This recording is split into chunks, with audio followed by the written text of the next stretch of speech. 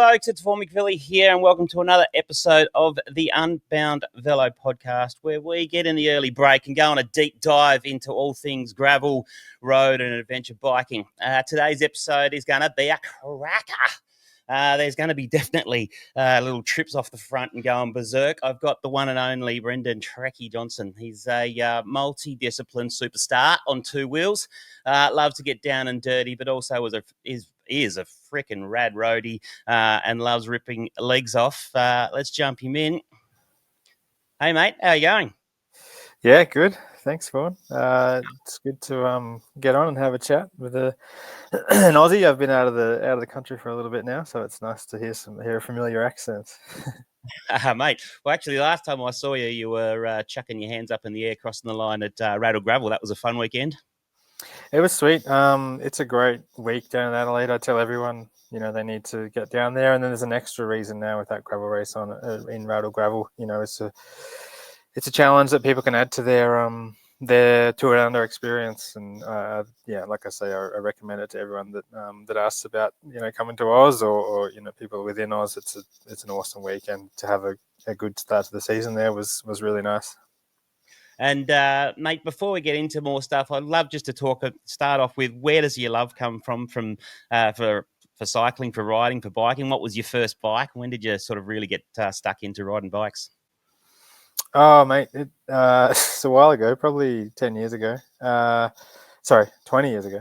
When I was 10 years old, I'd say, I sort of followed my dad and sister along to some local road handicaps. Like, we had a really small club on the south coast of New South Wales, and did a couple of them. And then some friends were going to a mountain bike race, and obviously I went along. I had a pretty ordinary bike or whatever, and I just loved it. I loved the mix of the skills that you needed, and that's obviously as a young kid, you love getting out and doing jumps and skids or whatever, and then combining that with my sort of, I guess I had an early passion for endurance sport, which I seem to enjoy the challenge of, and that sort of endurance and fitness element that mixed in with mountain biking. And who were your heroes back in those days, mate? The heroes in the early days, it was probably the old man, and just the people locally that I knew. I didn't sort of stretch much further than that. And then, as my journey kind of went on, I got pretty familiar with Lance Armstrong and his story, and lots of water under the bridge now with him. But I still look back at him, and he sort of got me through some tough times, I would say, as a role model, for sure. So. Yeah, that kind of era, Cadell Evans and onwards. Yeah, unreal, mate. Let's have a little bit of a recap of 2024. You had an impressive season, securing wins in, like, obviously the Aussie mountain bike championships and also the gravel championships. And how freaking cool is your bike? Just quietly, you also won the 7 UCI gravel event. How do you feel about those achievements last year, looking at this year coming forward? For sure, mate. The year was really good. It's nice to be able to combine those Australian events with my sort of core season now, which is in the US, and but it's hard to go back and compete with the strong riders that we have back home. And traveling back and forward is another element. And sometimes it's like you get back and you want to take a breath, but really I have to go and compete and race right away as soon as I get home usually. And that's its own challenge, so it's nice that I've been able to execute on most occasions. And I feel a strong responsibility to do a job for my sponsors who all started back home in Oz, and I feel like as much responsibility to perform when I'm home as I do sort of beyond. So it is a good year. And like I say, none of those sort of wins or victories come ever easy. It's something I always, I go to the start line, and I don't doubt anyone else on that start line as a pure competitor. So proud of how I played it out last season, mate. And when you butter your toast in the morning, is now the last thing you go for the peanut butter after that mud situation in Unbound? No, I'm still a big peanut butter fan. Look, Unbound that year, the first time I did it, it was terrible. I had so much excitement, and it's such a famous race, and I had all this hype built up in my own head, and it just really let me down. But I still wanted to go back like this last year and take it on, and I still had dramas there, which was unfortunate. But this year it's my major focus, and I really think I can do a really good job there. And I think the race suits me really well. And while it has some flaws in its DNA, I think that's part of it, and it's sort of like this unique, weird challenge. But what I love about it is the idea of just battling it out, 10 hours into the day or 9 hours in, and then you start to really, really race. So I'm looking forward to that. And, it's my major goal for the whole year. I've sort of, been working at that since we started in December. So. And does Lockie's win, does that motivate you as well? For sure. Last year, from early in the race, I knew he was looking really good, and we were chatting a little bit, and he just sounded really calm and happy with the situation. And to hear that he'd won when I got to the finish line, that was really sweet, even though I had a pretty rubbish day myself. But for sure. And he, incredible talent and person, and just, he's able to do so many different things. And even though Unbound is so long, it's still a far and away different to things that he's also good at, like the ride around Oz and that sort of thing. So he's so versatile. He's a unique, beautiful human, that is for sure. Mate, after that race, though, you did come back pretty strong towards the end of the season at Big Sugar and all that sort of stuff. How does that happen? How do you just have to put a line in the sand and move forward? What goes on mentally for you? Yeah, the first year I was here, the same sort of thing happened. I had a real slump in the middle of the year. Last year wasn't so much the same. I went back to my old coach in Ben Hill, a local from Canberra, and I think I prepared awesomely for Unbound, and I actually had I had really good legs on that day. I just had 3 or 4 punches that I had to chase back from, and so on the day I feel like I had a really good ride, considering sort of the challenges that I had to overcome. And so the shape and that was good, but obviously mentally it's a hit when you're just taking beating after beating, and all day for a race that takes so much preparation. Like I say, you start 3 or 4 months out in terms of training, and then the week of the race is epic, and it's such a build up and busy and all the obligations and whatnot.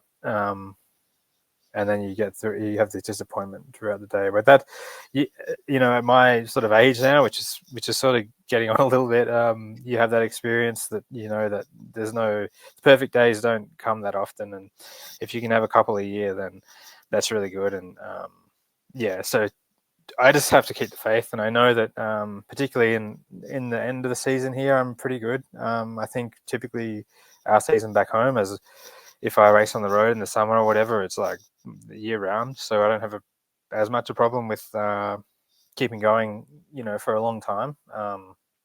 Although saying that, this year I've had to write the summer off pretty much, because I really want to focus on the season here, April through October. And I think if I'm competing against the good guys here, and that's what they're doing, they're hanging it up for, from October till December completely off the bike. And if I'm trying to race road nationals in January and that kind of thing, it's not an option. So I've, for the first time this summer, had a really big break. I took 6 weeks off, and it's a change. It's a change in the way I'm looking at it. And I've had, like I say, the biggest break I've sort of ever had, but also the biggest base I've ever logged as well. So it's a different approach, but for sure I have a strength in being good year round. What does Trekky do with 6 weeks off? I spend a lot of time with my daughter, which I miss out on, a bit while I'm away and throughout the season, which is really nice. What else did I do? I drove a race car, Formula Ford. Cool. I don't know, things like that, and I like to get involved in when I've got a bit more time. But then I actually got glandular fever. I was about to start training 4 weeks after that, and I got really sick and went in hospital and had glandular fever, it turned out. So I took an extra 2 weeks off But then I don't know. I was very worried about it, and I had a lot of people telling me that I need to take it really easy, and it's really I have to be careful with glandular and this kind of thing. And as it turned out, I did that, and but I just started to feel better and better. And I trained 29 hours the first week. I got back and I had absolutely no problems. I was really unfit, but I just took it so slowly, and that just that whole build I took really slowly, which was actually a bit unique for me. So spent 2 of it sick and 4 of it I don't know, just mucking around, and plenty of time with my daughter Maeve, which is nice. Yeah, beautiful. I haven't trained 21 hours in a week in about 10 years. Mate, and obviously the start of the season is Sea Otter. Is that the first time you're going to get to look at some of the other, main sort of kickers like Keegan and those guys at this race coming up on, I think it's 21st, is it, of April? It's actually next week, next Thursday, so I think the 10th. Which it is. I mean, I came here to the US to do Mid-South, which is now a month ago, and we got out there, and the town of Stillwater pretty much burnt down in front of our eyes. Not quite, but I mean, there was definitely homes burning and the courses burning, and we had to evacuate. So that was really sad to see, and also, for everyone there to race, and there was a bit of a challenge and a bit of a letdown for sure. I came over here really in good shape, and I wanted to have that marker to see where I was at. I feel like I was going really well, and I was excited about it. So that was a shame we didn't get to compete against most of the guys that I'll be racing in the Grand Prix. But I just had to put my head down and got to a bunch more training here in Utah, and I'm excited. I'm going to race on Saturday, just kind of locally, not far from here in Salt Lake. And then Thursday we race Sea Otter. It's exciting. It's a different race for us. It's a gravel race around the raceway there, and so it's kind of neutralized it a bit with everyone. It's a different course. No one's really done it. I think the mountain bike there was a good race, and it's a shame to kind of see it go. But I think, I don't know, it spices it up a bit with a new course, and I think it'll be a tricky gravel course around there. I'm really excited. The Sea Otter week is inherently challenging and busy, and so there's that, and there's a lot of sponsor obligations and things like this that we've got to get around to. So that's like part of it. But they've moved the race to Thursday for us, so that most of that is going to be after the race, which is nice. And it's good to catch up with everyone as well. A lot of industry's there, and it's nice. And we get to compete in front of a lot of industry, which is not always the case. Some of the smaller races, a lot of our partners are not there, so it's nice. But excited. Unreal, mate. And as far as your whip's concerned, like Trekky Johnston obviously goes down a deep dark hole and does 1,000 different things to his bike. Tell us a bit about your giant. Yeah, it's convenient to have someone like him and others that do a lot of the research for us, I feel, which is nice. And I know Dylan quite well and chat with him often. And I just take different bits and pieces that other people are doing and test it out and see what I like. And obviously you're kind of confined with what equipment you can use depending on sponsors and whatnot. But I think I can come up with a really good setup. I've been riding 2.0 Kenda's my new tire partner for this year. So I've been using 2.0 mountain bike tires, which has been really good. I mean, I did a ride around Utah Lake here on these tires and averaged like 38k an hour or something on the pavement. I feel like at the right pressure, and they're not that slow on the pavement, and I think that's something that's been a revelation for gravel races, particularly at the front end. So I have bigger tires. I usually swap between the wheels, so the Cadex, the 50mm big deep road wheels if it's going to be a really fast day, or a course like Sea Otter where it's more climbing, the lighter Codex AR gravel wheels. Other than that, maybe just swap the chainring at the front. We use a 50-tooth SRAM or a 48. So maybe for Sierra, there's some really actually steep climbs coming back into Fort Ord and into Laguna Seca, the raceway. It's actually almost the same way we come back in the mountain bike course, and on a gravel bike, that's going to be really, really hard and steep. So yeah, maybe take a couple of teeth off the front chainring, but no, the Revolt's sweet, and it's nice to have a lot to do with Giant now and on a global level and with the product. And we launched that bike at Unbound last year. And we're in often communication with the product team about the bike, and it's nice to have that relationship. And I like the product, I really do. And SRAM componentry is great, and I think for gravel that's where it's at. And it's important to like really be comfortable on your bike, and I am. So unreal. Actually, I watched good old Johnny Odoms did the old Battle of the Buns, and he did a really good. The first episode of my little potty, I had Odoms on, and he was talking about his bike and his whip, and they're very impressive looking bikes. So super cool. Yeah, Mate, so Unbound, like a lot of tactics go into it. You have, we've had previous years where you've had guys just absolutely emptying the tank for records being attempted and that sort of stuff. Is there any little insights that you can give to what sort of tactics you're going to be looking at for this year's Unbound? Yeah, look, I think there's a lot, like, there's equipment, so you need to like spend a lot of time on your equipment and make sure. And it's hard because like it's a unique race, and things you might try in training, you get to the race and the bunch is moving 10k an hour quicker, and you're also in the bunch, you don't have the visibility that you do when you're out training by yourself and maybe doing testing and this kind of thing. So that's something I've kind of learned, is that even what you test in training, you get to the race and things are just like elevated, chaotic, 10 times that. So that's a hard part to like get on top of, and you need to like take some tests during other races and smaller races perhaps, and take those pieces on. So there's like the equipment side, and then obviously the 2 pit stops we have now in Unbound. That's becoming a point of difference because the racing is so competitive, and there's so many strong riders that are coming now that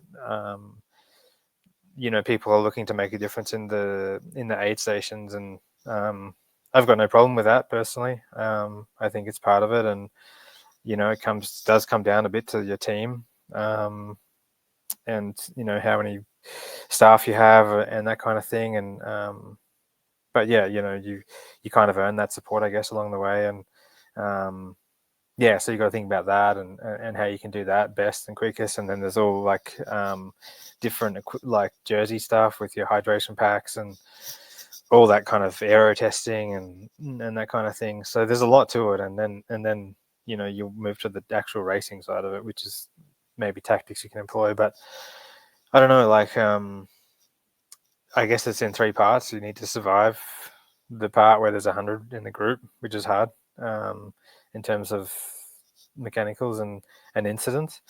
And then you need to make the middle section and really get comfortable and not burn too much between your matches. And then if you're there in the group for the the last from the last aid to the finish, the last 80 k's or so, you can really start to race and then employ some tactics and maybe go on the move or that kind of thing. For sure, I think like how Lucky raced is the perfect way, but you need to have the legs to be able to do that. And it's like you see someone out in the group who's being really brave and not really giving a fuck about starting to save legs. That's kind of intimidating when you see someone racing like that in such a long race, and often with still so far to go. So I think that's the way to do it if you have the legs. Really go on the attack, and you always catch people off guard because people are really starting to feel the road grip up and feel that fatigue build. And even like last year in the group, I remember we were maybe 100 k's in coming to the first aid. I was beside Mahorich, who was in the race. He was a world champ at the time, and he radioed his team to say that he'd thought it was about to kind of kick off and the group was about to splinter a bit because it'd been quite hard. And at that moment, I overheard him saying that, and yeah, I was surprised myself. I thought, to this point, it had been, not so hard. So it's just interesting how it plays out. And yeah, I think, like I say, last year I had good legs myself. It just didn't play out. But no, I think I can be good there. But tactic wise, I think it's just there's those three parts, and then if you make it to the point where you can employ some tactics, then that's a good place to be. That's awesome, mate. The coverage of the racing is amazing on YouTube. I'm nearly like trying to not see who wins so I can watch it fresh, but it's a bit hard to do that. But watching you race over the last quite a few number of years, I mean, even Melbourne to Warrny and that sort of stuff, one of the things that I think really stands out with you is your bike handling skills, your positioning, and your positioning early in a bike race. Something that I prattle on about quite a bit with a lot of the guys that I deal with, about making sure that you're being not super focused, but in those early stages of the bike race, making sure that you're not putting yourself in a place where you're smashing into the wind or you're around people that potentially get a binnet in front of you. And then even at Rattle Gravel, I've got some amazing photos which I'll share up on the screen, where like just your positioning coming into the final through that final feed station at Rattle Gravel. You came through there was that hard left-hand corner. I saw you on one side, I saw you reposition, and then you went down the inside. I looked out the other side and you had about 4 or 5 bike links on everyone. How much focus do you continue to put that, or does that now just come naturally?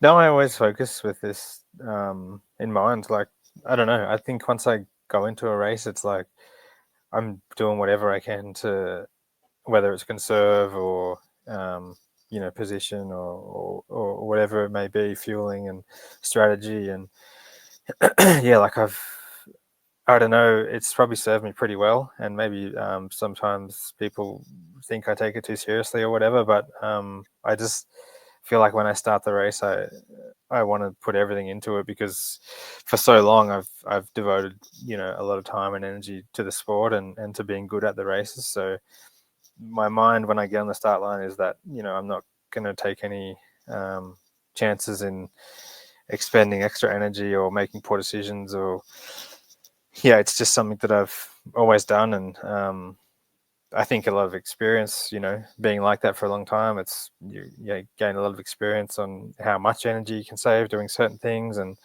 and I think my skill set, I don't think I'm like the fastest in the downhills, or I don't think it's anything like that. I think it's more, the benefit is that I know when to go fast and when to take risks and when not to, and like when it's important to risk your equipment and when it isn't. Or I think it's more like a self-preservation that I employ when I'm racing. And then there's obviously a time when you have to just let that go and push on. But I mean, maybe sometimes it comes off as I take some things too seriously, but I'm all in when I race. And that's just how I am. And I think it's personally it's served me well, and I'm proud of the way I race. And it's probably gotten me to where I am now. Unreal. Mate, the unpredictability about these longer style races. I mean, in a couple of weeks' time, we've got the Thunderbolts Adventure. It's arguably one of the toughest in Australia, 230 Ks and 5,000 metres of climbing. Johnny Odoms is looking to rip everyone's legs off in it.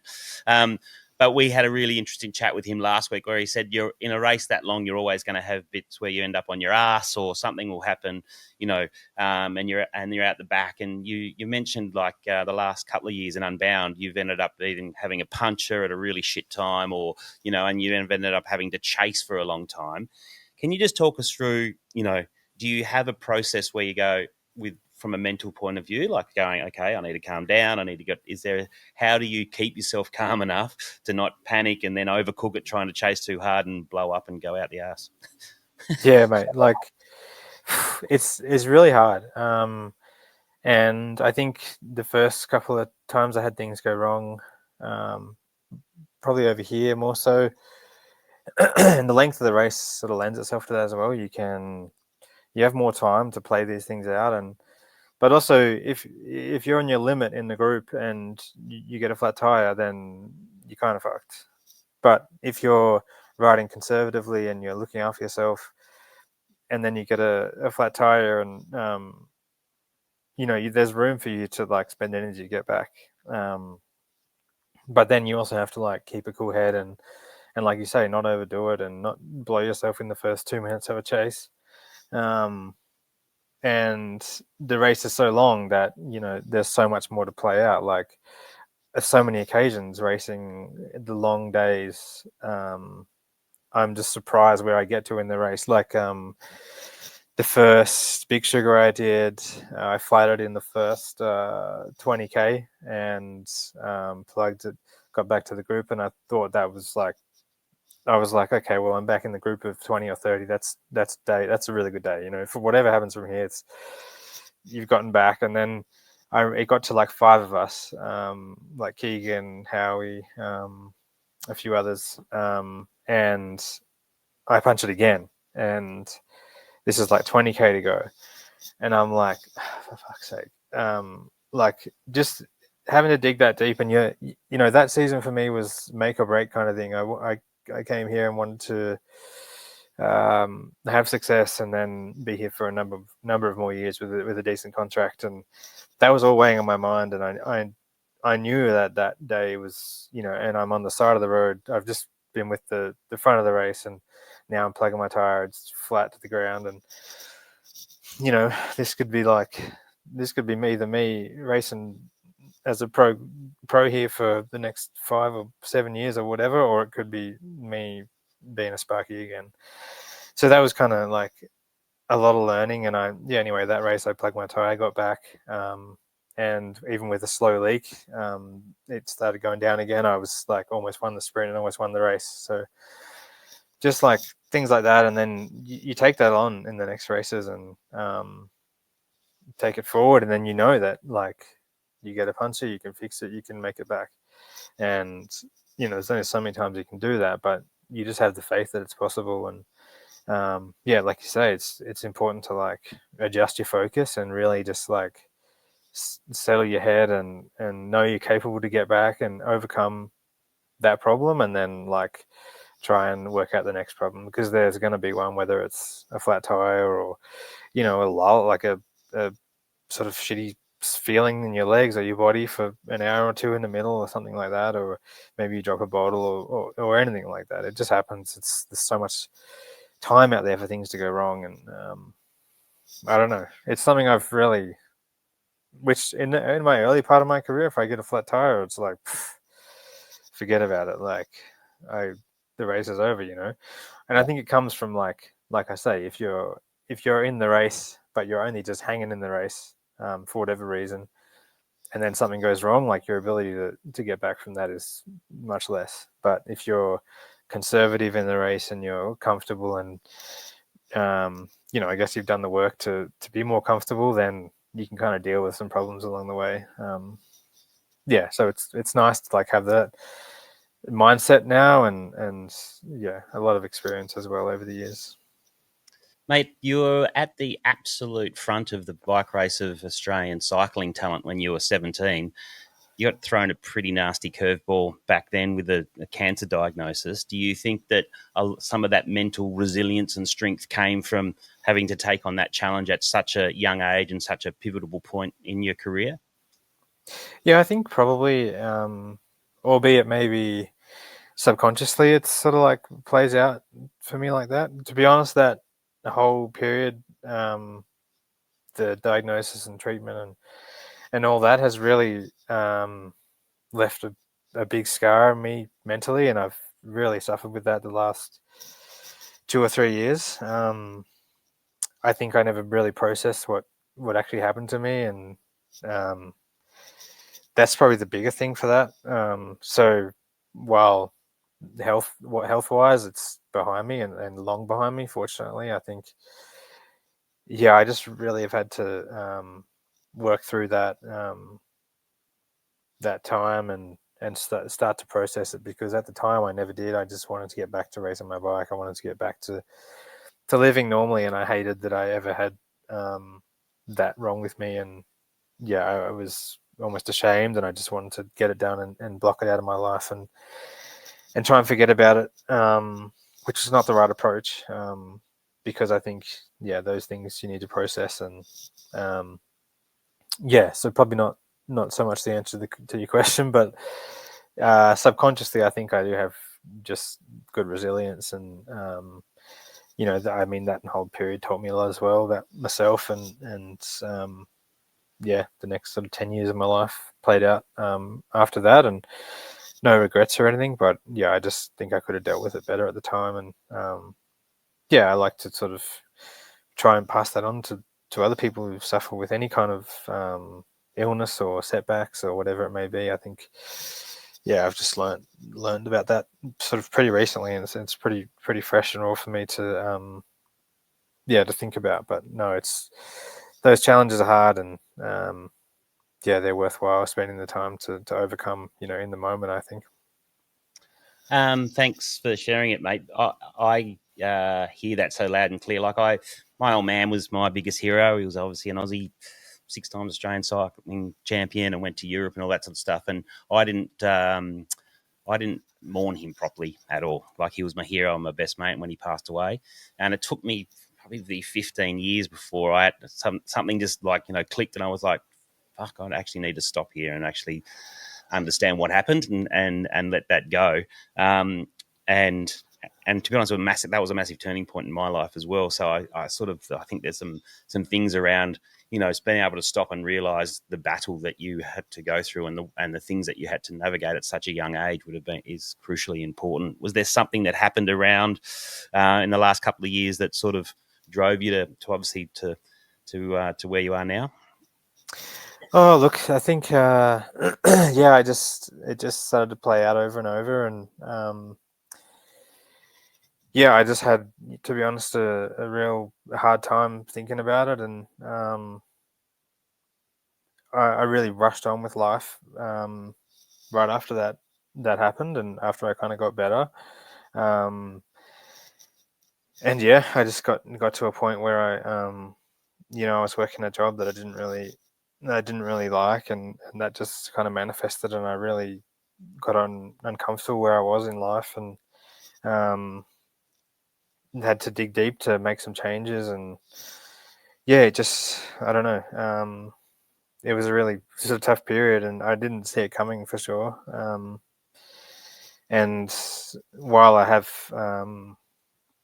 I've made some good changes, and I have this awesome cycling career that I've always wanted. Like, it's it's taken some twists and turns to kind of get here. And but yeah, I just try and enjoy what I do, and consider myself lucky every time I go to train on my bike every day, and go to cool places. And I'm just trying to embrace what I'm doing, and I feel like I've always wanted to be a pro or ride my bike full time. And I don't know, I found my way here now, and I'm just still working it out and trying to enjoy every day, and be the best athlete I can, and be the best sort of dad to my daughter, and do these things that hopefully inspire her one day. And I think even at the moment she's inspired and looks up to me, so it's really nice. And I guess I just never saw those real curveballs coming from something that happened so long ago.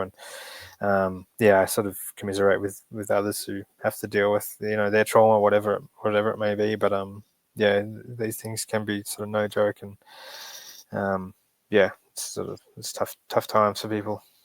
Yeah, mate. Well, from a community point of view, you're not only like one of the most talented dudes I've ever seen on a bicycle, you're a good-looking rooster. You've got a very infectious smile, which is always good to see. And yeah, mate, like you inspire so many people out there. The gravel and mountain bike community too, I find, is so different from the road community. There's seems to be more hugs, and and legends in that sport. Matilda Reynolds going through her battles at the moment as well. There's quite a few people out there that are just so inspiring. So I definitely want to thank you for being an absolute rad human. And wish you all the best for this year's Grand Prix, mate, because I think I'm so excited to watch your race. Yeah, thanks. I hope I can inspire some people. I've actually had some interactions with some younger guys and girls more recently, I guess, as I've done some more things kind of globally or whatever, and people seem to be inspired. And even if it's one or two, it's nice to hear that. And there's a lot of great stories in our community, Australia and abroad. And it's fortunate that the sport is able to kind of tell those stories and sort of shine a light on some of these characters that we have. So it's nice. And like you say, people like Matilda, it's really sad. And but she's such a champ overcoming it. And I've had a chat with her, and it's good to see. So I think the sport helps a lot in the community of the sport is really nice and helps people get through these things. And especially even when I was ill, I had great community support from the cycling world and the mountain bike world. At the time, it was sort of overwhelming even. So it's good to be part of. And I think it's really positive community. And I'm glad that if I inspire one or two people along the way, that's really good. And I'm not done yet. I've got lots of things ahead, racing and challenges. So hopefully I can keep doing that. What are you most looking forward to for this year, mate? It's Unbound for me. I've been training. I just have a weird mindset. I'd like set myself to something, and every time I go out, I think about it. I mean, when you're out 6-7 hour training rides, you have a lot of time to think. But I just get kind of hyper focused on one thing and one day and one race, one finish line. And that for me, that's Unbound. And beyond that, I don't know. I've got a big challenge planned for next year, and that'll be really exciting. But for now, I just have to keep my focus with the racing and Unbound, and then obviously the Lifetime overall is second to that. But now the season's about to kick off, and like I say, I've prepared, I think, better than ever. So hopefully I can do something special this year sometime. Unreal, mate. Well, thank you so much for joining me and having this chat. Thanks for being so vulnerable and open. You are a massive inspiration to so many, mate. So all the best, and just rip everyone's legs off. We can't wait. Yeah, I'm doing it for the Aussies. That's for sure. I'll be fighting it out at the front, I hope. And well, if I'm at the front, I'll fight to the death, let's say. Unreal, bro. Thanks so much. Okay. Yeah. Cheers.